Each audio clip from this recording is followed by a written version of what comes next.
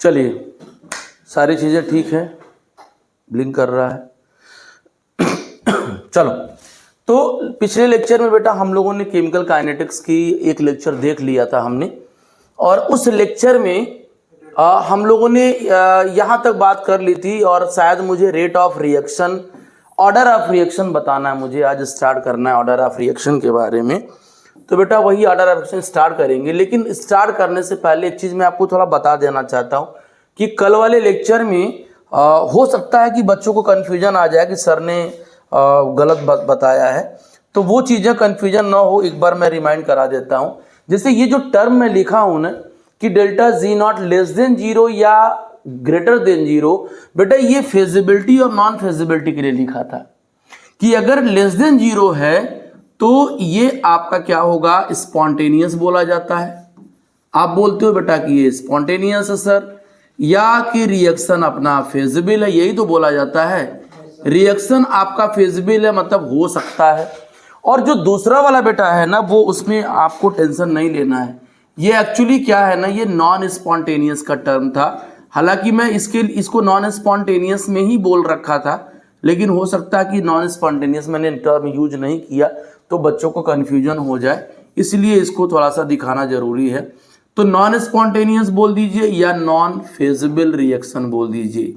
और आपको भी पता है कि अगर कोई रिएक्शन नॉन स्पॉन्टेनियस है तो उसको स्पॉन्टेनियस बनाने के लिए रिएक्शन पलट दिया जाता है, रिवर्स कर दिया जाता है, राइट।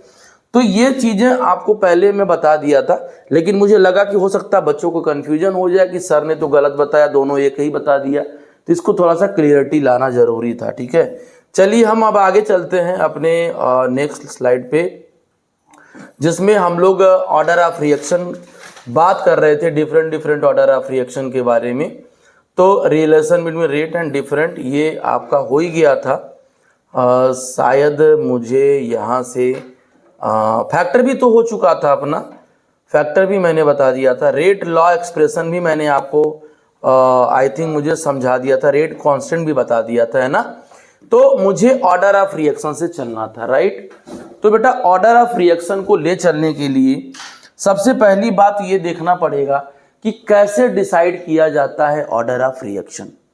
हम जानेंगे कैसे कि सामने वाला जो रिएक्शन है वो बेटा फर्स्ट ऑर्डर का रिएक्शन है या सेकेंड ऑर्डर का या जीरो ऑर्डर का है। देख लो ध्यान से, अपने सिलेबस में मैक्सिमम जो न्यूमेरिकल आएगा नीट के लेवल में वो जीरो और फर्स्ट ऑर्डर से मिलता है, लेकिन रेयरली कभी कभी सेकेंड ऑर्डर में उठता है। ऑर्डर ऑफ रिएक्शन बेटा थर्ड से ज़्यादा नहीं होना चाहिए। सर क्यों नहीं होना चाहिए? क्योंकि कोलिजन प्रॉपर हो ही नहीं पाएगा, तीन से ज़्यादा उठाओगे तो इफेक्टिव कोलिजन नहीं हो पाएगा, तो रिएक्शन का रेट भी डिसाइड नहीं हो सकता है। तो बेटा वही चीज़ हम लोग चलेंगे लेकर के। तो ऑर्डर ऑफ रिएक्शन कैसे डिसाइड करते हैं बेटा, मैंने आपको बोला था कि बेटा जो कोफिशिएंट दिख रहा है ना रिएक्शन के, सपोज करो कि अपना ये रिएक्शन स्मॉल ए कैपिटल स्मॉल बी, तो बेटा ए बी और सी ये तीनों लोग क्या हैं, ये अपना कोफिशिएंट है। और ये कोफिशिएंट अपना क्या है, वो स्टोइकियोमेट्रिक कोफिशिएंट है। अगर रेट लॉ दिया रहता तो हम डिसाइड करते, बैलेंस्ड केमिकल इक्वेशन से अगर ये लिखा हुआ है तो रेट ऑफ रिएक्शन यानी ऑर्डर ऑफ रिएक्शन वो डिसाइड नहीं कर सकता। जैसे मान लीजिए कि हम पीछे से स्टार्ट करते हैं थोड़ा सा एक बार बेटा, ऑर्डर ऑफ रिएक्शन को मैं एक बार स्टार्ट करता हूं यहाँ से। मैंने बोला था कि सर एक आप ए ले लीजिए और प्लस स्मॉल बी ले लीजिए और अपना सी और सी ले लीजिए और अपना डी और डी ले लीजिए। तो जो रेट जो आप यहाँ पर देख रहे हो, बोलोगे सर वेयर एज जो आप लिखे हैं ए बी सी डी, तो सर ये तो ए बी सी डी आपका स्टोइकियोमेट्रिक कोफिशिएंट है। This is a stoichiometric coefficient, this is a stoichiometric coefficient बेटा। और ये कहाँ से आता है बच्चा, ये अपना आता है from balanced chemical equation, from balanced chemical equation. बेटा ये जो आता है अपना वो बैलेंस्ड केमिकल इक्वेशन से आता है, ऐसा बोला गया है। तो ये डिसाइड नहीं करेगा ऑर्डर ऑफ रिएक्शन को। ये जब कहीं गलती से अपना रेट लॉ दे देगा बेटा, अगर रेट लॉ दे दिया इसी का, अगर आपका रेट लॉ दे दिया, एक्सपेरिमेंटल डाटा दे दिया, तो R is directly proportional to A power X and B power Y, where X and Y is a experimentally determined coefficient. X and Y is a experimentally determined coefficient बेटा होता है, ऐसा ये बताया गया है। कि सर ये कहाँ से आया है? सर ये आया है बैलेंस करने स्टोइकियोमेट्रिक कोफिशिएंट एक्सपेरिमेंटल डाटा से आया है, स्लो स्टेप मैकेनिज्म से आया है, सिंगल स्टेप रिएक्शन से आया है। तो जब हम इसको बेटा x प्लस वाई को जोड़ेंगे तो ये बेटा आएगा ऑर्डर ऑफ रिएक्शन, ये बेटा आएगा अपना ऑर्डर ऑफ रिएक्शन, यही बेटा अपना आ जाएगा ऑर्डर ऑफ रिएक्शन। ठीक है बेटा, तुम बोलोगे सर ऑर्डर ऑफ रिएक्शन आप जो बोल रहे हैं वो क्या होता है? सर ये क्या होता है ऑर्डर ऑफ रिएक्शन? तो ऑर्डर ऑफ रिएक्शन एक बार देख लिया जाए कि क्या होता है ऑर्डर ऑफ रिएक्शन। बेटा x प्लस वाई की वैल्यू हो सकता है कि 0 आ जाए, तो वो 0 ऑर्डर का रिएक्शन होगा, राइट? वो आपका 0 ऑर्डर का रिएक्शन होगा, वो अपना 0 ऑर्डर रिएक्शन होगा। बेटा अगर उस x प्लस वाई की वैल्यू 1 आ गया तो बेटा इसका फर्स्ट ऑर्डर रिएक्शन होगा, बेटा ये फर्स्ट ऑर्डर रिएक्शन होगा। बेटा अगर आपकी 2 वैल्यू आ गई तो बेटा ये सेकेंड ऑर्डर रिएक्शन हो गया, ये सेकेंड ऑर्डर रिएक्शन हो गया। तो एक बात ध्यान देना बेटा कि जो ऑर्डर ऑफ रिएक्शन होता है वो प्लस में भी आ सकता है, माइनस में भी आ सकता है, फ्रैक्शन में भी आ सकता है, फ्रैक्शनल भी आ सकता है, 0 1 2 3 इस तरीके से बेटा अपना ऑर्डर ऑफ रिएक्शन आ सकता है। इस तरीके से ऑर्डर ऑफ रिएक्शन अपना क्या होगा, आ जाएगा। ठीक है, इस तरीके से ऑर्डर ऑफ रिएक्शन अपना आ जाएगा। समझ में आ रहा है कि नहीं आ रहा? तो इस तरीके से करते हैं। वही सेम बात बेटा मैं आपको बता रहा हूं यहां पर कि ये power to which the concentration of species are raised in the rate law. बेटा अगर रेट लॉ दिया रहेगा ना तब आप बता सकते हो कि इसका ऑर्डर ऑफ रिएक्शन क्या है। रेट लॉ नहीं दिया है तो कोई भी नहीं बता सकता है कि ऑर्डर ऑफ रिएक्शन क्या है। तो अगर मान लिया जाए कि इसी को हम लिख रहे हैं कि rate is directly proportional to a power p, b power q, c power r, तो बेटा p q r जो अपना है ना ये एक्सपेरिमेंटल डाटा है। क्या है बेटा? ये एक्सपेरिमेंटल डाटा है, क्योंकि बेटा अपना क्या दे रखा है, रेट लॉ दे रखा है। क्या दे रखा है बेटा? ये जो दे रखा है बेटा वो अपना रेट लॉ, और रेट लॉ ही एक ऐसा बंदा है जो ऑर्डर ऑफ रिएक्शन को डिसाइड करा सकता है। तो बोलोगे सर P क्या है? तो बेटा P is a order of reaction with respect to A। Q क्या है? Q is the order of reaction with respect to B। R क्या है? R is the order of reaction with respect to C। Clear ना? But overall order of reaction जब निकालेंगे बेटा, overall order of reaction जब निकालेंगे तो P plus Q plus R और ये अपना overall order of reaction decide करता है। अदरवाइज हर stoichiometric power, practically determined power हर रिएक्टेंट की ऑर्डर ऑफ रिएक्शन को डिसाइड करता है। Q डिसाइड करेगा A का, P डिसाइड करेगा A का, Q डिसाइड करेगा B, और R जो डिसाइड करता है वो किसका करता है? C का करता है। बात समझ में आ गई? क्लियर है? चलिए आगे चलते हैं बेटा। तो ये अपनी बात हो गई, ये अपनी बात हो गई। एक बात याद रखना होता है, ये पहले ही मैंने आपको फिलहाल मैं बता चुका हूं कि Q की वैल्यू या P की वैल्यू या R की वैल्यू वो क्या करता है कि वो A B C के इक्वल हो भी सकता है, नहीं भी हो सकता है।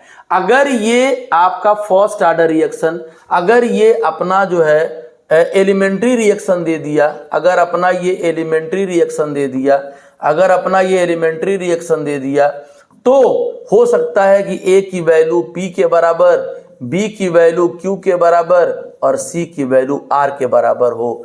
लेकिन अगर एलिमेंट्री नहीं है तो A plus B plus C is not equal to P plus Q plus R। बेटा ये सिर्फ और सिर्फ तब होंगे जब रिएक्शन अपना क्या होगा, एलिमेंट्री होगा।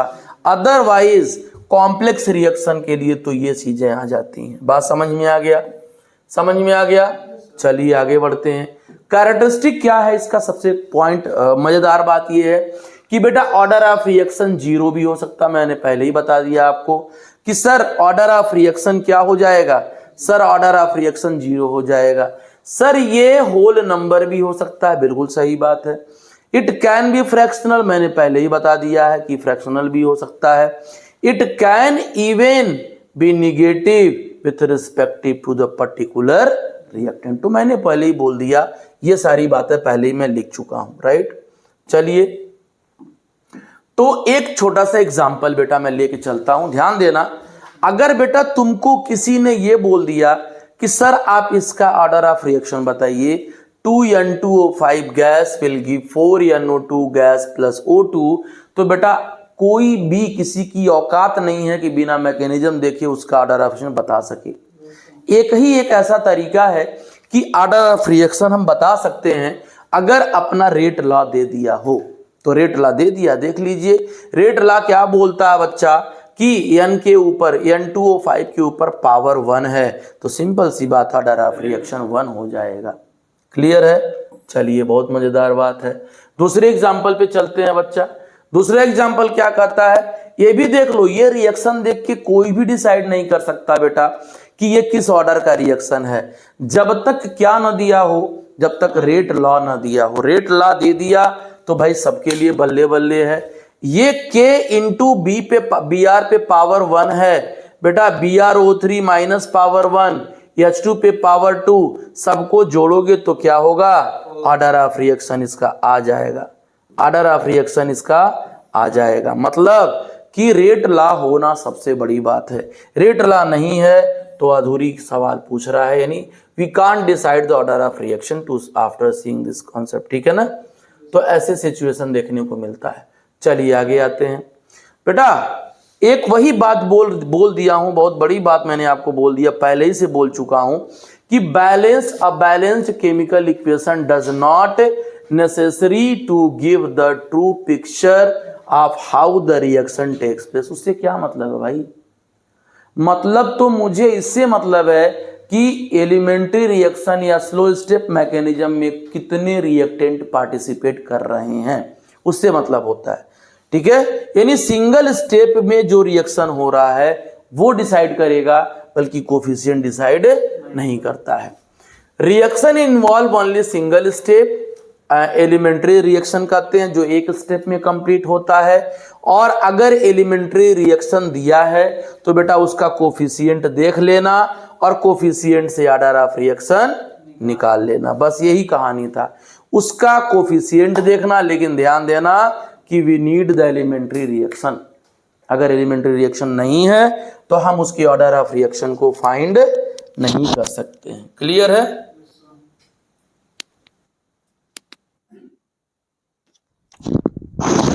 समझ में आ रहा है। चलिए तो ये चीजें आ गई। आगे चलते हैं बच्चा। देखिए इतनी बात याद रखना कि तुम ये ना बोल देना एलिमेंट्री मतलब एक ही साथ दोनों कोलिजन किए और लड़के प्रोडक्ट बना लिए, तब इसके ऊपर जो पावर है कोफिशिएंट उन दोनों को जोड़ दो, ऑर्डर ऑफ रिएक्शन 2 आ जाएगा बेटा। बहुत शानदार है, बहुत आसान है, बस ध्यान देते चलो। फिर क्या कर रहा है, कॉम्प्लेक्स का मतलब क्या होता है कि बेटा जो रिएक्शन एक से ज्यादा स्टेप में कंप्लीट होता हो। जिस रिएक्शन को कंप्लीट करने के लिए मुझे एक से ज्यादा स्टेप की जरूरत पड़ती है, तो उसमें जो स्टेप रेट डिटरमाइनिंग होता है, जो स्टेप स्लो होता है, जिसमें बॉन्ड ब्रेक होता है, वो डिसाइड करता है, यानी that step will decide the order of reaction. वही बात ये बोलना चाह रहे हैं कि एक कॉम्प्लेक्स का मतलब होता है कि the order is experimentally calculated. उनके लिए डायरेक्ट कोफिशिएंट नहीं देखेंगे। जैसे ये रिएक्शन दिख रहा है आपको, तो बेटा ये देख के तुम मत बोल देना कि सर इसका ऑर्डर ऑफ रिएक्शन 2 और 2 4 हो जाएगा ना। तब देखना इसका मैकेनिज्म, ध्यान देना इधर बेटा, तब देखना इसका मैकेनिज्म। और मैकेनिज्म में पहला एक NO लिया जा रहा 2 NO से, तो टूट रहा है तो 2N2O2 बना रहा है, जो स्टेप फर्स्ट कहला रहा है। फिर एक N2O2 एक H2 2 H2 है ना, एक H2 से रिएक्शन कर रहा तो N2O और H2O बना रहा है, फिर N2O और H2O दूसरा वाला N2O फिर दूसरे वाले H2 से रिएक्शन कर रहा है तो N2 प्लस H2 बना रहा है। इसका मतलब कि जिस जगह पे बॉन्ड टूटेगा बेटा वही रेट डिसाइड करेगा। इसका मतलब तुम देख सकते हो कि NO और H2 रेट ला दिया हुआ, देखना रेट ला दिया हुआ है तो इसके ऊपर पावर 2, इसके ऊपर पावर 1, यानी कौन से ऑर्डर का हो गया, ये थर्ड ऑर्डर का हो गया। ये नहीं कि देख करके बता देना बेटा, कॉम्प्लेक्स रिएक्शन को देख करके डिसाइड नहीं किया जाता है, ठीक है। कॉम्प्लेक्स रिएक्शन में रेट ला ढूंढा जाता है या स्लो स्टेप रिएक्शन देखा जाता है, या जो स्टेप स्लो होता है, जिस स्टेप में बॉन्ड ब्रेक होता है बेटा उस स्टेप को देखा जाता है, ठीक है ना। चलिए देखिए, तो कैसे रेट ऑफ रिएक्शन को एनालिसिस करते हैं, कैसे बताते हैं। एक इनिशियल रेट मेथड होता है, एक इंटीग्रेटेड मेथड होता है, एक ग्राफिकल मेथड होता है और एक यूनिट मेथड होता है। ये चार मेथड बेटा ऐसे हैं जिससे हम क्या कर सकते हैं, रेट ऑफ रिएक्शन को बता सकते हैं। सबसे ज्यादा जो सबसे ज्यादा अच्छा है, जो शॉर्टकट आता है वो यूनिट मेथड से आ जाता है, ठीक है। चलिए ठीक है, फिर भी दिया तो हम सबको देख लेते हैं एक बार। हालांकि हमको इससे मतलब नहीं कि आपको सवाल ये नहीं पूछेगा कि आप ग्राफिकल मेथड से बताओ कि इसका ऑर्डर ऑफ रिएक्शन क्या है, आपको सिर्फ पूछेगा कि इसका ऑर्डर ऑफ रिएक्शन क्या है, किस मेथड से बताओ, ये उसका मायने नहीं रखता है। तो इनिशियल आपका जो रेट मेथड होता है, इंस्टेंटेनियस आपका rate at a start at the reaction time to 0, ठीक है। तो ध्यान देना, इधर ध्यान देना कि ये रिएक्शन है ABC और मेथड क्या है, इनिशियल रेट वाला मेथड है। By taking non concentration of different reactant, सबका अलग अलग कंसंट्रेशन है।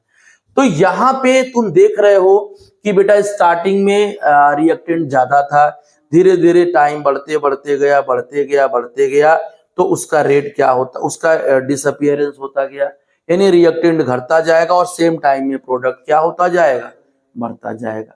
तो इससे भी हम रेट निकाल सकते हैं, ठीक है ना। आगे चलो, जहां जरूरत होगा वो लिखना, बस इसकी कोई जरूरत नहीं है। यहां देखो मैंने पहले ही बोल दिया है कि बेटा ये को अगर रेट ला दिया है और PQ बार लिखा है, इन तीनों को आप जोड़ोगे तो वही अपना ऑर्डर ऑफ रिएक्शन डिसाइड करता है। बस ये बात आपको ध्यान देना है, ठीक। Concentration of A is change by keeping the concentration of B and C same as before. A को चेंज कर दो और B को इसको बदल दो। क्या कह रहा है, comparison of different initial rate of reaction by varying the concentration of one of the reactant while other reaction are constant. भाई तीन अपने पास है, आप B और C को कांस्टेंट कर दो, A से निकाल लो तो कोई बात नहीं, चेंज करके कंसंट्रेशन चेंज कर लो तो कोई बात नहीं, पावर अपना दिख रहा है ना, तो वो आपको डिसाइड करने वाला है, ठीक है।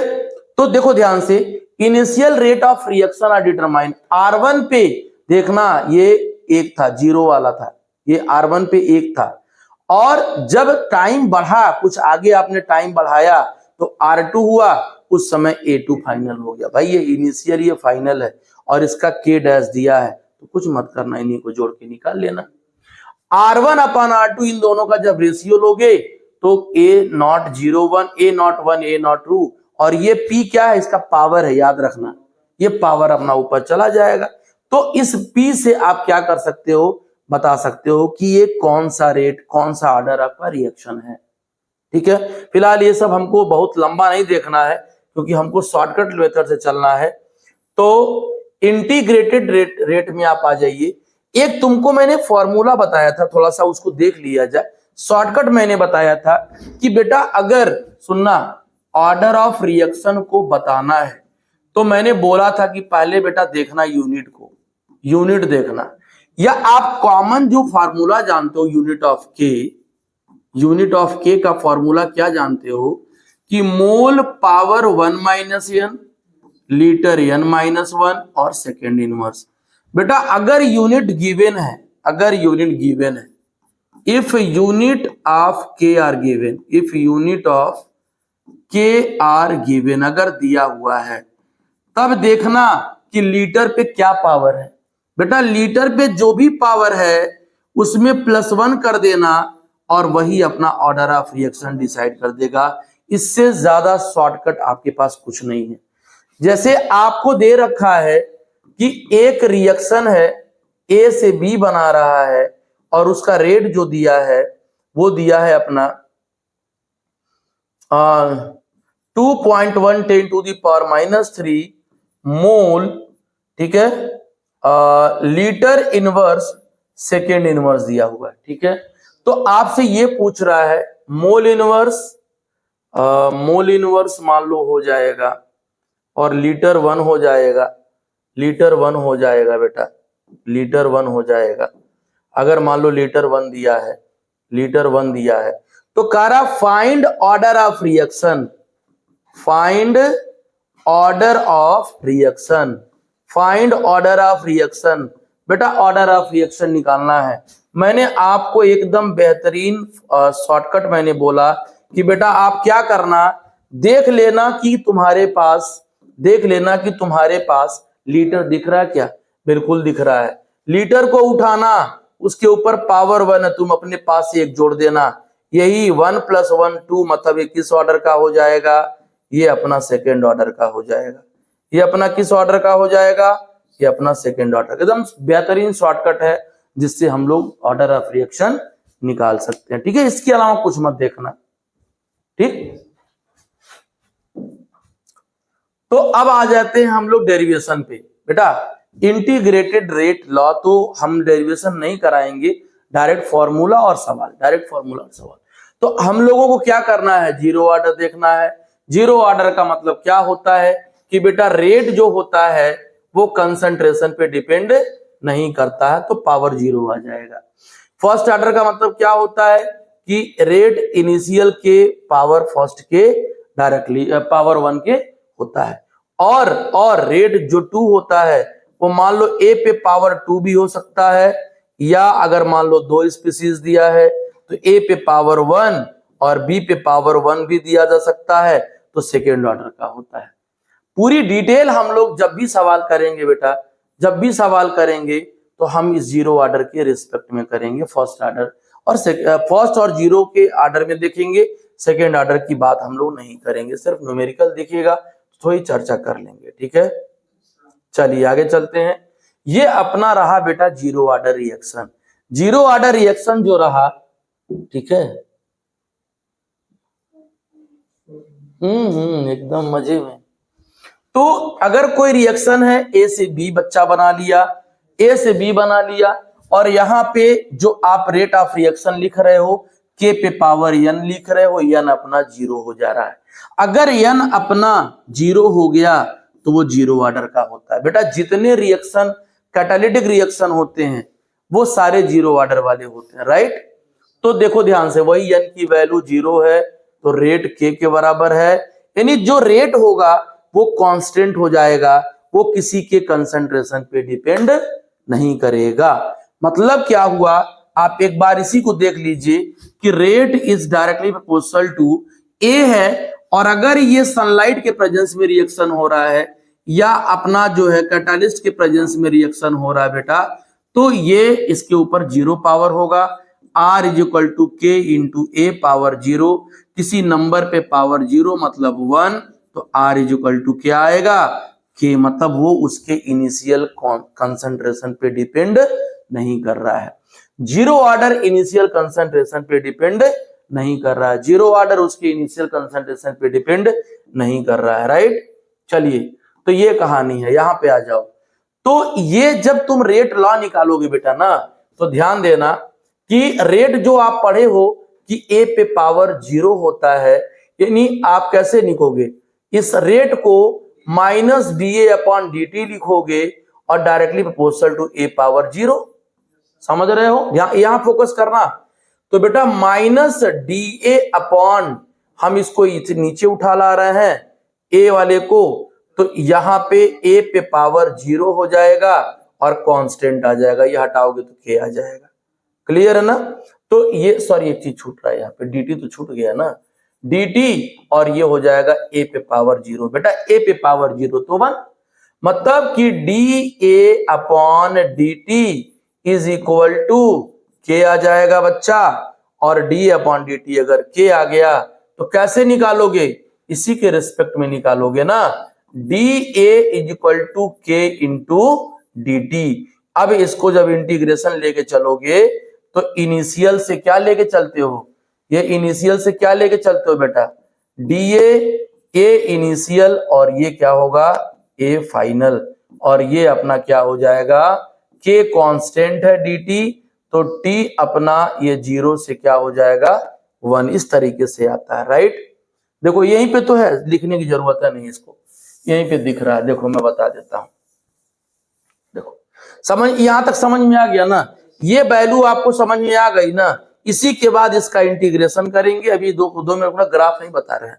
जब बेटा इंटीग्रेशन करोगे तो नीचे lower limit to higher limit लेते हैं, 0 से t टाइम पर लोगे तो ये भी अपना 0 से t टाइम पे होगा। इसी का हमने क्या किया, इंटीग्रेशन कर दिया, इसी को इंटीग्रेशन कर दिया, 0 से t टाइम पे ले लिया, 0 से t टाइम पे ले लिया। तो ध्यान देना, जब इसका इंटीग्रेशन निकालोगे बेटा ना, तो अगर टाइम t ले रहे हो तो क्या हो जाएगा, concentration is A equal to A T K, मतलब ए के बराबर होता है। अब सुनो ध्यान से, 2 मिनट रुकना, इसी के आगे मैं बता देता हूं पहले। अब सुनो ध्यान से, ये बात समझ में आ गई थी कि नहीं।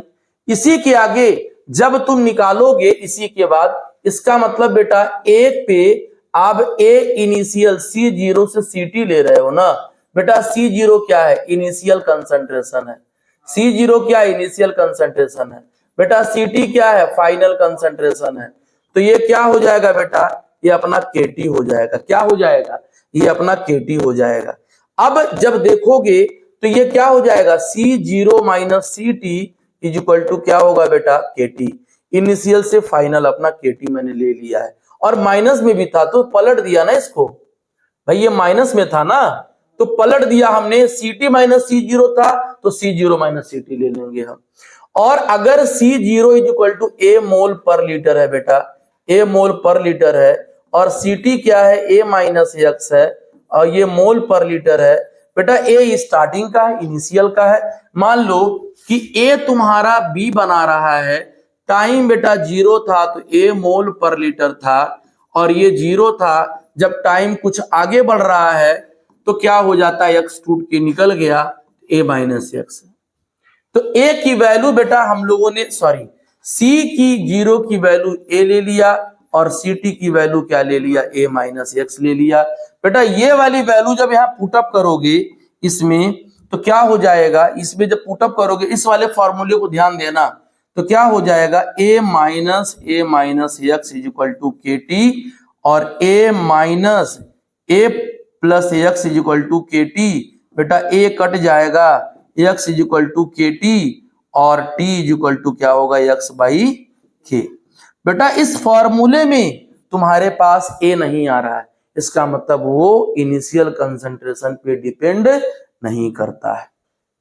बात समझ में आ रहा है, वो इनिशियल कंसंट्रेशन पे डिपेंड नहीं करता है। तो फाइनली हमको ये वाला फॉर्मूला याद रखना है कि t is equal to x by K. अब इसी का बेटा ग्राफ देखो, इसी का ग्राफ जरा देख लिया जाए। जैसे ये ग्राफ है, कंसंट्रेशन पे तो 0 है, t इज इक्वल टू क्या था, x बाई के था ना बेटा। तो आपके पास कंसंट्रेशन तो है ही नहीं है। तो अगर आप रेट के बीच में रिलेशन निकाल रहे हो, रेट और कंसंट्रेशन में, तो बेटा कंसंट्रेशन तो 0 है ना, तो ये स्ट्रेट ही लाइन में जाएगा ना, घटेगा बढ़ेगा नहीं ना। आप कंसंट्रेशन कितना हो चेंज करो, उसके रेट पर कोई फर्क नहीं पड़ेगा। ग्राफ याद रखना, ये बात याद रखना, ये बात आपको याद रखना। मतलब क्या है, ध्यान देना, मैं यही लिख देता हूं, for zero order reaction, for zero order reaction बेटा। अगर जीरो ऑर्डर रिएक्शन आपको देखना है तो या तो वो कैटालिस्ट के प्रेजेंस में हो, या तो वो सनलाइट के प्रेजेंस में हो, तो वो जीरो ऑर्डर का होगा। जैसे एक एग्जांपल देख लिया जाए, N2 gas plus 3H2 gas, और ये जो आपको दे दे रहा है आयरन और मोलिब्डेनम के प्रेजेंस में, और 2NH3। तो बेटा जब तुम रेट लिखोगे इसका ना, तो N2 पे पावर 0 और H2 पे पावर क्या लिख देना, 0। मतलब इसका ऑर्डर ऑफ रिएक्शन क्या हो जाएगा बेटा, 0 हो जाएगा। ठीक है। दूसरी बात कि अगर ए बी बना रहा है तो रेट जो होगा बेटा वो ए के ऊपर पावर 0 आ जाएगा, यानी रेट इज इक्वल टू के आ जाएगा। रेट जो होता है वो के बराबर होता है, और जब आप डेरिवेशन निकालोगे तो एक्स अपान के हो जाएगा। इसका मतलब टाइम जो होगा वो के उल्टा होगा। और जब ग्राफ तुम प्लॉट किए थे, देखे थे तुम, तो यहाँ रेट था और यहाँ कंसंट्रेशन था बेटा, एकदम सीधा जा रहा था क्योंकि कांस्टेंट हो रहा था। तो जीरो ऑर्डर की ये कहानी है, समझे आप लोग। इसके अलावा कुछ नहीं सोचना है, हम लोग एकेडमिक एग्जाम नहीं देना है, हमको तो बस फार्मूले यूज करना है। अब अगर तुमसे इसी सवाल में बेटा हाफ लाइफ पीरियड पूछ दिया, अगर तुमसे इसी सवाल में, अच्छा एक ग्राफ और देख लिया जाए। ये सवाल है कि सर ये ग्राफ कैसे आएगा। सर आएगा, देखो ध्यान से, हमने क्या देखा, C0 minus C T equal to क्या था, KT था ना, शायद यही था ना बेटा। तो अगर तुम ग्राफ y एक्सिस पे तुम C0 लाना चाह रहे हो तो क्या करोगे बेटा, क्या करोगे, y एक्सिस पे C0 अगर लाना चाह रहे हो तो क्या करोगे, यही फॉर्मूला था ना। अच्छा एक मिनट, हम ऐसे भी दे सकते हैं, CT is equal to C0 minus KT, ये भी हो सकता है, ये हो सकता है ना। तो वही मेन वही चीज है, हम जो लिख रहे हैं उसी को फिर देख रहे हैं कि C0 इक्वल टू क्या था बेटा, C0 minus CT equal to KT था ना। हम चाह रहे हैं ना y एक्सिस पे क्या आ जाए, y एक्सिस पे क्या, x पे तुम्हारा आ जाए t, x पे t आ जाए। एक बात बताओ, C0 is equal to KT plus CT ले सकता हूं, तो ये y हो गया, ये mx हो गया, और ये क्या हो गया, c हो गया, c हो गया। तो जब ग्राफिकल रिप्रेजेंटेशन आप करोगे तो ये x एक्सिस हो गया, ये y एक्सिस हो गया, और y x एक्सिस पे तुम्हारा टाइम आ जाएगा, y एक्सिस पे तुम्हारा इनिशियल कंसंट्रेशन आ जाएगा।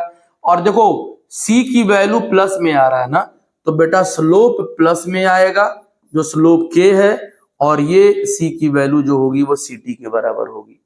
लेकिन जब तुम इसको पलट दोगे, यानी y एक्सिस पर c तुम क्या लेके आओगे, y एक्सिस पे ct लेके आओगे। अगर तुम y एक्सिस पे ct लेके आ रहे हो तो minus ct is equal to KT minus C0 होगा कि नहीं, और ct इज इक्वल टू क्या होगा, माइनस KT प्लस C0। या हम ऐसे लिख सकते हैं कि C0 माइनस, या हम डायरेक्ट यही लिख ले रहे हैं ना, y is equal to mx plus c। देखो m की वैल्यू तो निगेटिव में आ गया ना बेटा, तो जब ग्राफ दिखाओगे x एक्सिस और y एक्सिस पे, तो x पे तुम्हारा क्या आ जाएगा, टाइम, y एक्सिस पे आ जाएगा ct। ग्राफ स्लोप निगेटिव आ रहा है, ऐसे आएगा, तो ये आ जाएगा C0, और जो स्लोप आएगा बेटा वो क्या आएगा, माइनस k। इस तरीके से आपको ग्राफिकल दोनों तरीके से देख लेना, जहां से सवाल मिलता है वो अपना अच्छे से देख लिया जाएगा, कोई दिक्कत नहीं है। ठीक है, यूनिट वगैरह आपको पता ही है, यूनिट में तो कोई लफड़ा नहीं है। अब आते हैं बेटा हाफ लाइफ पीरियड क्या होता है, अब आते हैं अपना हाफ लाइफ पीरियड क्या होता है। अब आते हैं for zero order reaction half life period, for zero order reaction half life period, half life period for zero order reaction, half life period for zero order reaction, half life period for zero order reaction, half life period। क्या होगा half life period, t half हो जाएगा ना बेटा। तो अगर कोई a है वो b बना रहा है बेटा, जब आप टाइम t रखे थे तो x की वैल्यू, ax क्या था ना, आफ्टर डिसोसिएशन x था ना, तो टाइम बेटा अगर हम हाफ कर दें तो x जो है ना वो a का आधा टूटेगा, x जो है वो a का क्या टूटेगा, 50% टूटेगा बेटा, a का 50% टूटेगा। तो अब आप फार्मूला रखिए बेटा, t is equal to X upon क्या था, k था बेटा। t के जगह पे, बेटा t के जगह पे क्या रखना है, t हाफ रखना है, और a अपॉन 2k रखना है। अब अपना कुछ दिख रहा है, अब अपना कुछ दिख रहा है, क्या दिख रहा है कि सर जो t हाफ होता है ना वो सर ए पे डायरेक्टली प्रोपोर्शनल होता है, और जो टी हाफ होता है सर वो के इनवर्सली होता है। मतलब क्या हुआ सर कि अगर आप ग्राफ प्लॉट करोगे इसके लिए, और यहां पे आप ले रहे हो ए कंसंट्रेशन, ये अपना कंसंट्रेशन है, और ये आप ले रहे हो टी हाफ, तो सर इसकी वैल्यू बढ़ेगी, सर इसकी वैल्यू बढ़ेगी। क्यों? क्योंकि ये डायरेक्टली प्रोपोर्शनल है। और दूसरे वाले के लिए जब ग्राफ प्लॉट किया जाएगा, ये x है ये y है, तो अगर ये टी हाफ है बेटा, अगर ये टी हाफ है, ये 1/k है, तो ये भी बढ़ेगा। ध्यान देना 1/k लिखा हूं, लेकिन अगर तुम 1/k नहीं लिख रहे बेटा, अगर 1/k नहीं लिख रहे हो, अगर सिर्फ k लिख रहे हो, तो बेटा घटा देना ऐसे। तो ये अपना रहा ग्राफिकल रिप्रेजेंटेशन जीरो ऑर्डर के लिए। फर्स्ट जीरो ऑर्डर के लिए हाफ लाइफ पीरियड मैंने आपको बता दिया। 1/k का ग्राफ स्ट्रेट लाइन, हाँ डायरेक्टली प्रोपोर्शनल, हम ऐसे बोलेंगे ना कि half life period is directly proportional to 1/k या inversely proportional to k। Inversely में ये आ जाएगा और डायरेक्टली में ये आ जाएगा। ये डायरेक्टली वाला रिलेशन है बेटा, ये अपना डायरेक्टली वाला रिलेशन है, और ये क्या है? इनवर्सली है, ई इनवर्सली प्रोपोर्शनल टू है। ठीक है, समझ में आ गया? तो ये अपना कहानी रहा। देखो सब फिट है एकदम, कोई दिक्कत नहीं है। हाँ बढ़े आगे। कुछ एग्जांपल देखो हमारे पास है। देखो मैंने बोला ना कि सारे कैटालिटिक रिएक्शन जीरो ऑर्डर के होते हैं। सनलाइट के रिएक्शन जी, बस इतना याद रखो ना कि सर सारे कैटालिटिक रिएक्शन जो आपने बताया था वो सारे जीरो ऑर्डर के होंगे। देख लो सनलाइट भी है, ये भी है, सारे वही कहानी। आगे चलते हैं बेटा। जीरो ऑर्डर में अब सुनना, थोड़ा सा शॉर्टकट तरीका कैसे करते हैं। मान लो कि स्टार्ट किया हमने, ये ए था, हमने देखा तो ए मोल पर लीटर था। हमने जब देखा तो ए मोल पर लीटर था सर, हमने जब देखा तो ए मोल पर लीटर था। क्या कर रहा है? ठीक है, ऐसे था। जब तुम हाफ लाइफ पीरियड लोगे तो ए आधा टूट जाएगा सर, a/2 हो जाएगा। फर्दर जब आधा तोड़ोगे तो सर ए अपना क्या हो जाएगा? पूरा ए हाफ होगा तो खत्म हो जाएगा ना। ये मतलब कि पूरा आधा टूट गया, और उसके बाद जब लोगे तो a/4 हो जाएगा ना। टूटता चला जाएगा, टूटता चला जाएगा, टूटता चला जाएगा। समझ में आ रहा है? जैसे मान लो कि इनिशियल इसका 100 था, शॉर्टकट देखो, इनिशियल 100 था और टाइम दिया था 10 सेकेंड। ठीक, तो बेटा ये अपना 100 से 90 गया तो 10 सेकेंड लगा, और 90 से 85 गया तो 5 सेकेंड लगा, और 85 से तुम्हारा 2.5 गया तो कितना हो जाएगा? 85 से 2.5 आधा कर दो ना इसका, अरे 5 का आधा कर दोगे ना, समझे? तो 82.5 हो जाएगा इस तरीके से। अभी सवाल आएगा तो हम लोग इससे और अच्छे समझेंगे इसमें। तो ये यहां तक बेटा हमारा जीरो ऑर्डर रिएक्शन खत्म होता है। ठीक है ना? तो एक काम करते हैं, क्योंकि ये हो भी नहीं पाएगा, जीरो ऑर्डर रिएक्शन को हम लोग ये होता है, यहां से हम लोग स्टार्ट कर देंगे L3 में। ठीक, क्योंकि टाइम इसमें चाहिए देखने के लिए। चलो आगे मिलते हैं नेक्स्ट लेक्चर में बेटा।